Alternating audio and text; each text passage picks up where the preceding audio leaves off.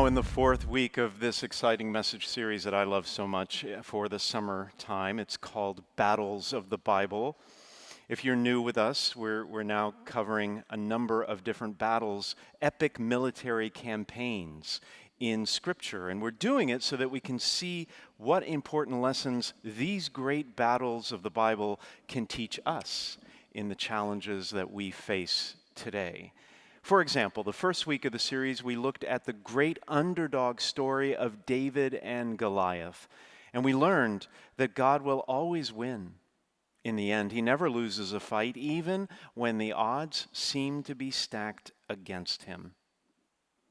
And then the second week of the series, we looked at the battles of Gideon in the Old Testament, who was raised up by God to save his people from some bullies who kept coming in and stealing their lunch money, so to speak. And what we learned from that great battle of Gideon is that the unexpected battles in our life, those conflicts that we don't see coming and that we have to face from time to time, actually strengthen us for a greater purpose down the line. And then last week, we learned that King David's struggle to establish a peaceful kingdom allowed Judaism to survive and actually paved the way for Christ one day to come and defeat the greatest enemy of all, death itself. If you missed any of those earlier episodes, they're all on our website, sthilary.org, and you can watch them all there. Well, our war story this week is a great one, actually, but it's more than one battle. It actually features several battles, many battles, over a 400-year period. So fasten your seatbelts. We're going to cover 400 years of Jewish history in about 4 minutes. So get ready. We pick up the storyline just after King David has died. And his son, King Solomon, is sitting on the throne. And under his reign, Israel rose to even greater power and in fact was admired by the other nations of the world at that time for its wealth and its military strength. It was definitely a high point of Jewish history, but it came at a cost. It came at a great cost. The massive military and administrative infrastructure that was needed to maintain that kind of a regime created a staggering financial burden for the people. And so after Solomon died, the people spoke up and they pleaded with his son, King Rehoboam, to lift the heavy yoke of taxation that was crushing them. But instead of following the advice of his father's advisors who told him to listen to the people, Rehoboam actually listened to his young, hot-headed friends, and he doubled down, imposing even greater burdens on the people. Here's what he said to them: "My father put on you a heavy yoke, but I will make it heavier. My father beat you with whips, but I will beat you with scorpions." Bad king, right? Really bad king. Well, his stubbornness ended up sparking a civil war. The 10 northern tribes of Israel seceded from the nation, leaving him as king over only the southern kingdom of Judah, where Jerusalem was located. And for 200 years, the two kingdoms, north and south, fought each other, which left them vulnerable to attack. They wasted all their resources on fighting each other, but then there was a brief period of agreement, a bright spot for a brief period of time. There was a coalition between King Jeroboam II in the north and a guy named King Uzziah in the south. And that coalition between the north and the south reinvigorated the nation for a time. But it was short-lived, because the sudden change from weakness to strength again created a false sense of security among the people, and they ignored the gathering clouds of military threat. And at the same time, because of their momentary prosperity, there was a growing socioeconomic gap between the haves and the have-nots. Seems to be everywhere. And that led to an unraveling of that fragile alliance between the north and the south. And when Jeroboam's son, Zechariah, was murdered by a captain in his own guard. I'm not making this up. This is all in the Bible. The Bible is fascinating. Anyway, Jeroboam's son, Zechariah, was murdered by the captain in his own guard. That set the stage for a series of military coups, revolutions, that destabilized the kingdoms once again. And within a year or two, the king of Assyria, Tiglath-Pileser III, just rolls off the tongue, doesn't it? Tiglath-Pileser III. Well, he saw an advantage. He saw the weakness, and he came in, he invaded, and in a series of campaigns, Assyria, this great empire to the north, eventually conquered Palestine, the entire area, in 732 BC, and about 14,000 Israelites were exiled. Now, in the south, at that time, there was a king named King Ahaz, and he was a good king, and he was trying to protect his people, so he paid allegiance to Assyria so they wouldn't invade the southern kingdom of Judah. Now, here's where it gets really head-spinning. You ready? Then came a surprising twist. King Pekah in the north, who had overturned another king up there, he went in league with a king from another nearby nation. They tried to convince Ahaz in the south to join them in overthrowing Assyria. But then Hoshea, a captain in the northern army, deposed Pekah, and he entered into an alliance with Assyria. But wait, that's not it. Soon Egypt came calling, and they convinced Hoshea to reverse his allegiance. You with me? Now, Assyria is really upset, okay, with all of these reversals. And Shalmaneser V, who's now the king of Assyria, saw this reversal by Hoshea as an act of rebellion, and he swooped into the northern kingdom, and he besieged it for 3 years. And in 722 BC, the northern kingdom of Israel was defeated, and more Jews were exiled. And it was devastating because they never returned home as a unified nation. You can see those 10 tribes in red, wiped out forever. You may have heard that term, the 10 lost tribes of Israel. That's what they're talking about. All these people were exiled to Assyria, and while they came back, they never came back as a unified nation. About 20 years later, the southern kingdom of Judah, under King Hezekiah, fell under siege by the new Assyrian king, Sennacherib. That's that guy. But he was saved by the Egyptians and therefore was able to survive. So the southern kingdom could survive the Assyrian onslaught for another 115 years. But fast forward with me to the year 605 BC. 115 years later, there's a new kid on the block. His name is King Nebuchadnezzar from the huge empire to the east called Babylon. And he came in and he forced Judah, the southern kingdom of Israel, to become a vassal. But the people rebelled. They said, no way. But then Nebuchadnezzar, who was much bigger and much scarier, he came in with his army in 598 and he crushed Judah, the southern kingdom of Israel. 10,000 captives were carried off to Assyria, including the royal family, great nobles, dignitaries, officers of the state, and leading citizens. And after several attempts to overthrow Babylonian rule, Jerusalem itself finally came under siege, and the king at that time, Zedekiah, was hunted down and killed. Soon after, the city was destroyed, and the temple was burned to the ground. Now think with me, that's our 4 minutes of history. Think with me for a minute about how the Jewish people felt. Within a period of 400 years, they went from being emulated by every other nation in the region to completely wiped out. Completely wiped out. And their temple destroyed. It was heartbreaking.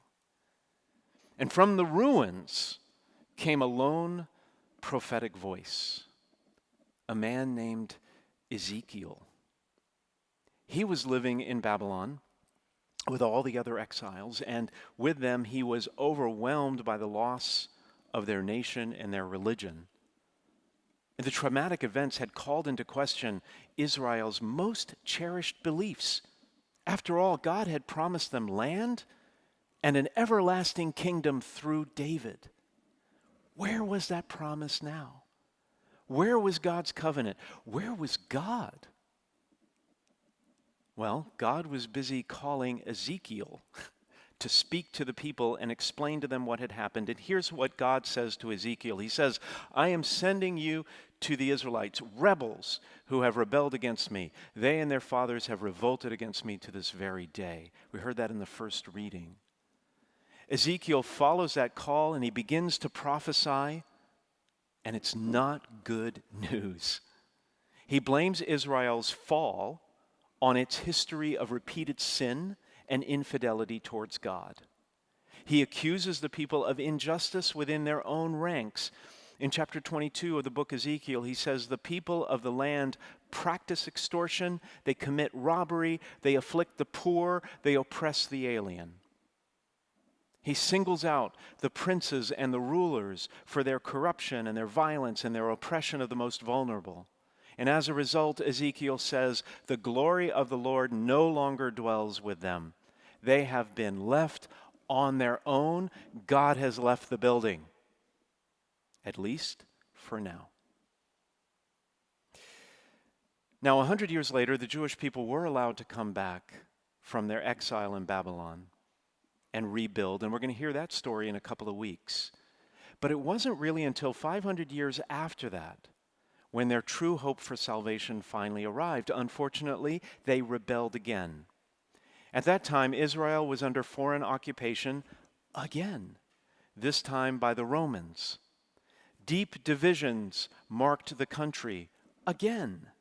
It was a volatile period again, when kings and rulers aligned themselves with Rome, while frequent homegrown rebellions brought more violence to the land. And amid all this tension and chaos, God sent another prophet to bring hope and healing to a nation in strife. And that prophet's name was Jesus. And after astonishing many people with his preaching and his miracles, he decided to come home to his hometown in Nazareth, a small, insignificant village where only a few hundred inhabitants lived. And in a place where you would have thought that Jesus would have received the warmest welcome of all, we hear in the gospel today that all he meets is rebellion. Rebellion. He preaches in the synagogue, and at first the villagers are impressed with his wisdom, but then they start thinking, and they soon rebel. And Jesus says, a prophet is not without honor except in his native place. By referring to himself as a prophet, Jesus connects his destiny to all the Old Testament prophets before him who were rejected, beaten, or killed because of the unpopularity of their message. The response of the villagers is symbolic of all the people in his country who would reject him. And his departure from the village without being able to perform any mighty deed there was symbolic of all who would exclude themselves from the new covenant of salvation because they rejected Jesus. The rejection of Jesus by his people in the hometown and by nearly all in his country was simply another civil war against God. Now fast forward with me one more time to today. Today, where we celebrate our independence as a nation, standing for the principles of life, liberty, and the pursuit of happiness. And yet, the way I see it, we are profoundly impacted by conflict and violence and hatred and oppression and deep racial and socioeconomic and political divides that just seem to be getting worse. Perhaps you, like me, shudder to think of our future. What can we learn from the ancient Israelites? Had the rulers of Israel heeded the pleas of their people instead of oppressing them, had the people heeded the warnings of the prophets, Had the fragile coalition between the North and the South been maintained, had negotiation and compromise marked the palaces of the kings instead of bloody revolutions and civil war, the outcome would have been different.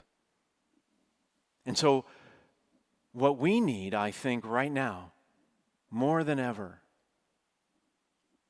is not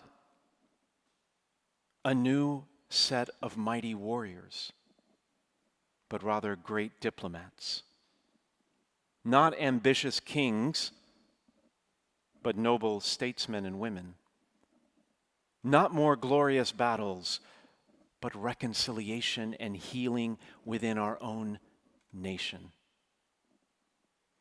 And as I was preparing this homily, that image of a diplomat, diplomacy, was given to me. I like to think it came from the Holy Spirit, but I don't know anything about what it means to be a diplomat.